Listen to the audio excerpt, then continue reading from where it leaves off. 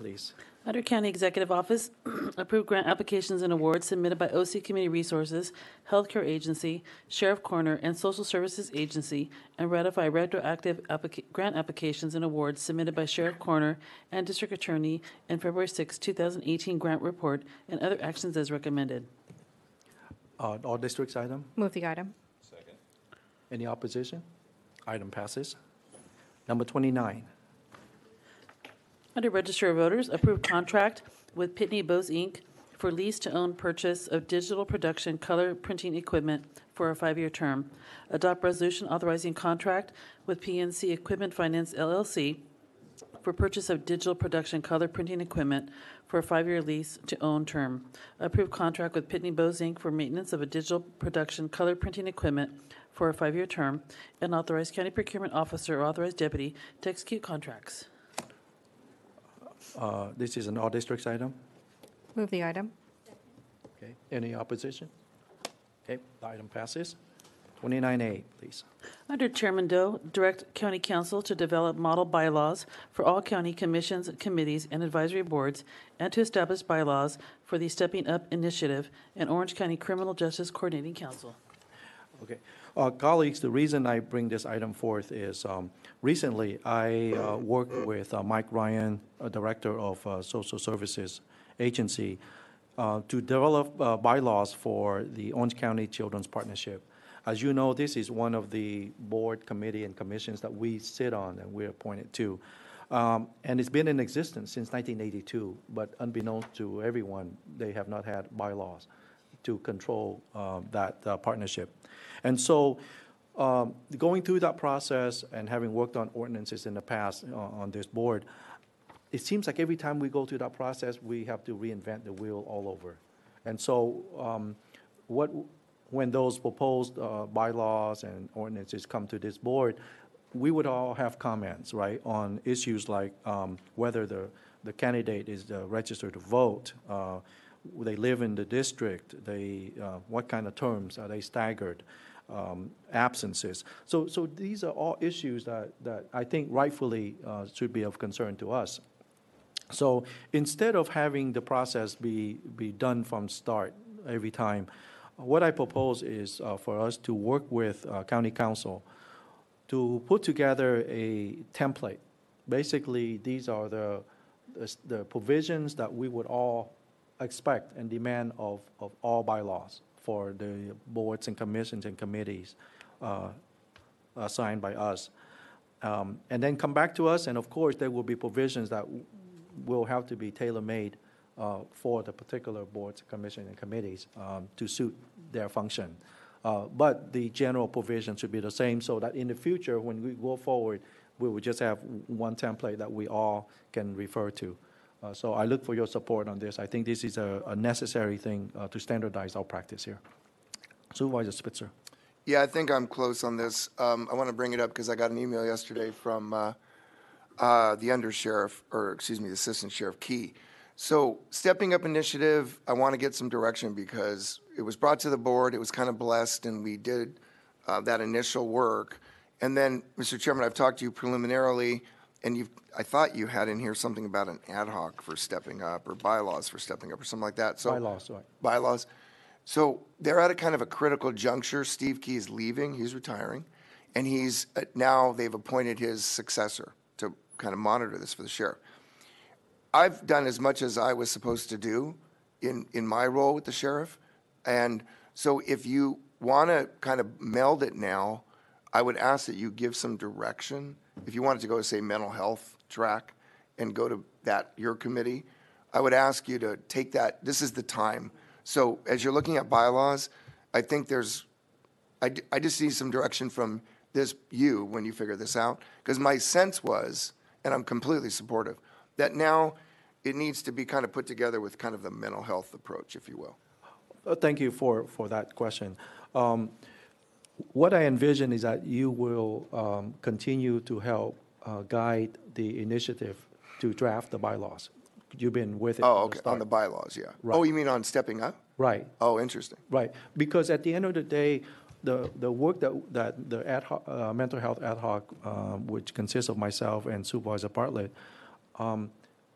we may develop a strategy, a recommendation to this board countywide, but the correctional aspect of it will still be with the initiative, the stepping up, right?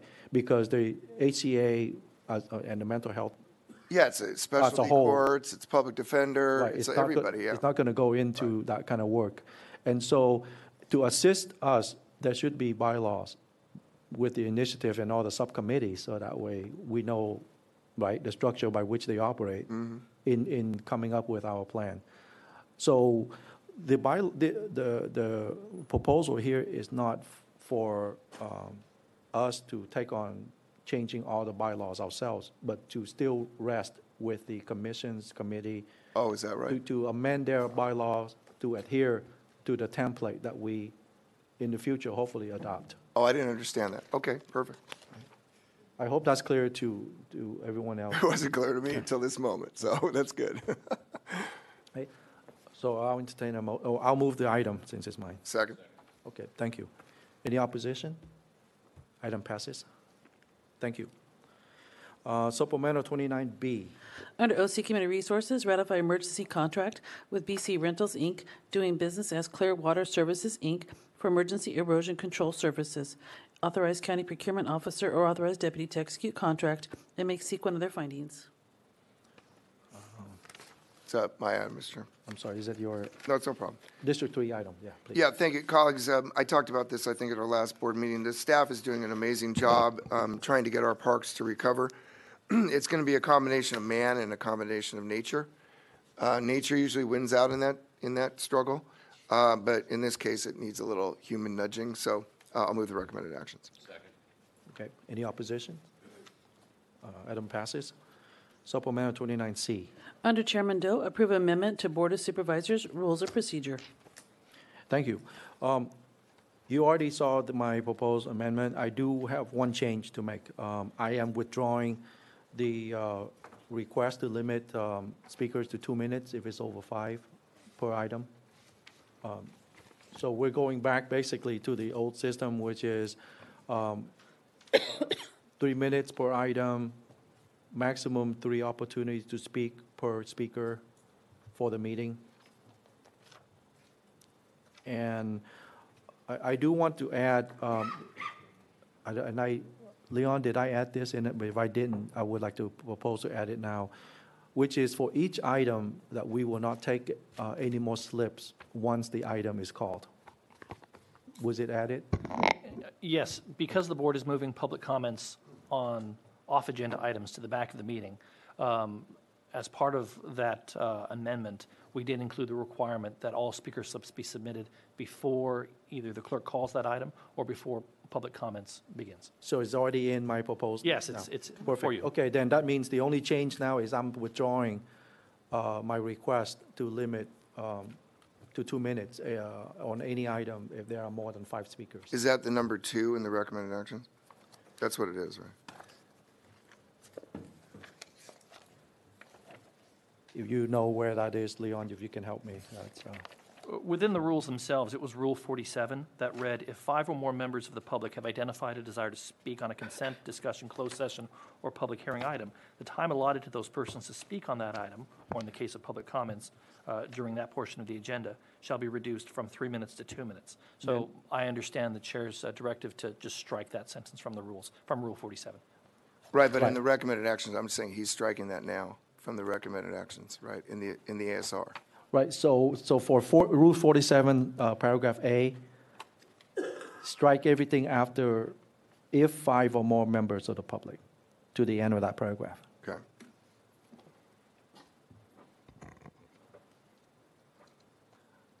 So let me summarize it because maybe people are confused.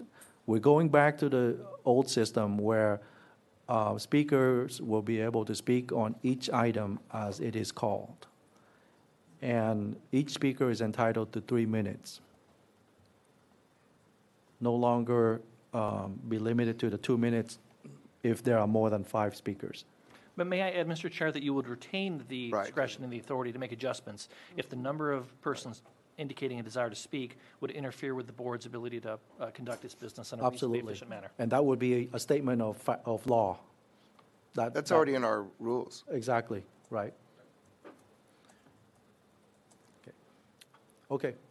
Questions, Supervisor Spitzer? So I do feel we are moving in a better direction. I voted no each time. I think the vote was 4-1 on all these changes. And I'm really happy about the speaking at or near the time, which would be at the time, unless somebody decides otherwise, right, to speak with their 3 minutes on a particular issue. But you all had our clerk do a study, like, right, I remember asking Robin, that took a lot of work, right?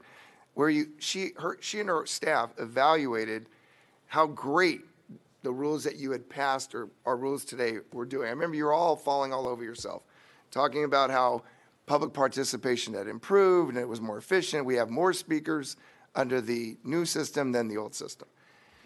So I would ask that on your number 3, which is move public comments related to matters within the board's jurisdiction to the end of the board, if people are coming here to address us and they want to get in and out because they don't want to sit here all day, aren't you defying the whole thing you were just applauding yourself and patting yourself on the back that you had accomplished before?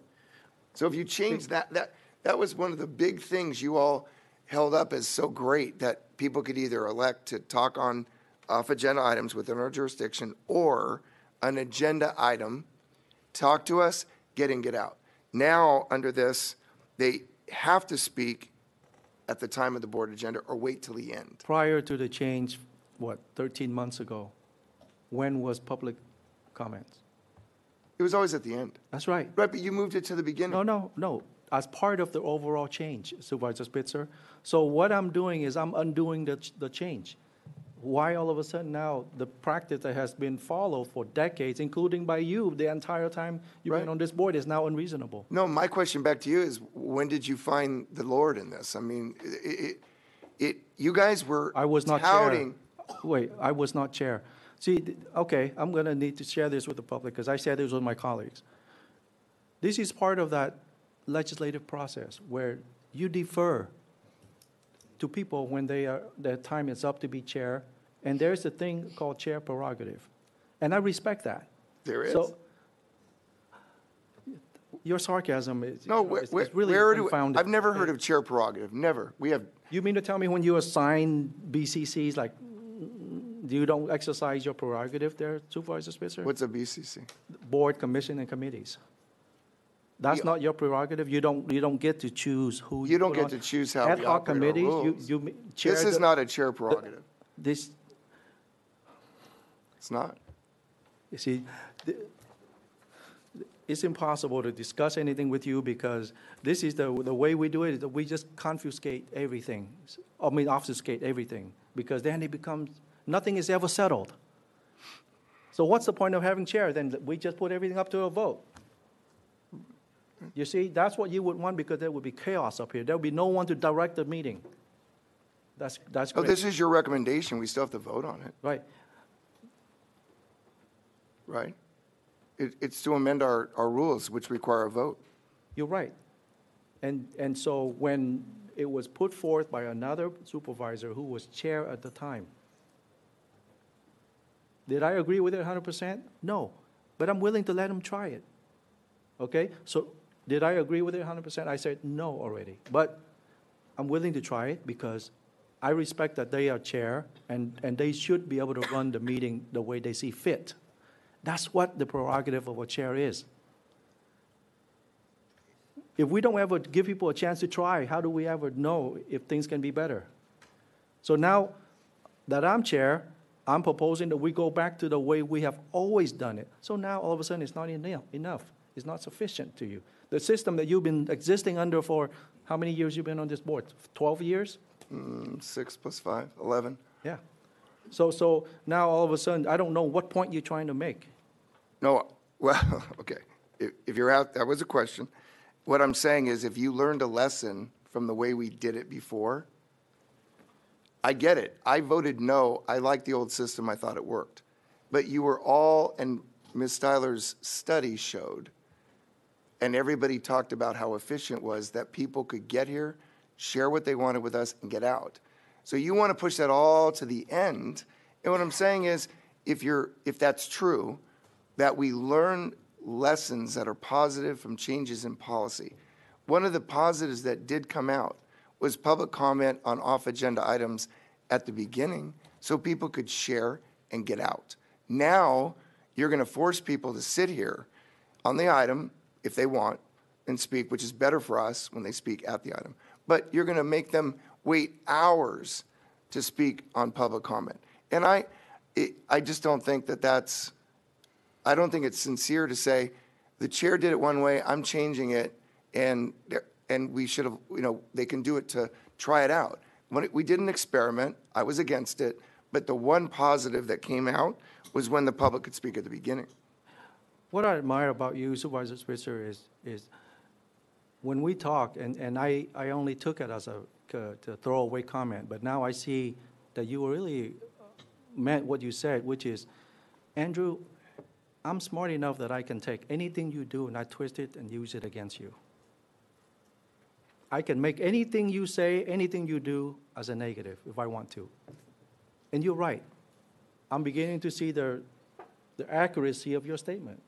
And that's what I see here. Let's cater to what, the public? Cater to the public? To the certain subpopulation of the public, because What's a subpopulation of the public? What does that mean? there are What's a cer- subpopulation? there are certain outlet here that you're trying to cater to, and I don't appreciate. It's like when you wanted to do things as a chair, I didn't change the rules during my chairmanship. That's They were right. exactly the same. That's right, which is what I'm changing it back to. Now, all of a I'm sudden- voting for it. My point is, I asked you if you would consider putting that up front. No, you didn't ask for it. You pointed out as something that I did that is some kind of intent here. I think you're reading too much into it. That's right. Okay. Yes, thank you. Second. Thank you. Okay, any opposition? Item passes. Thanks.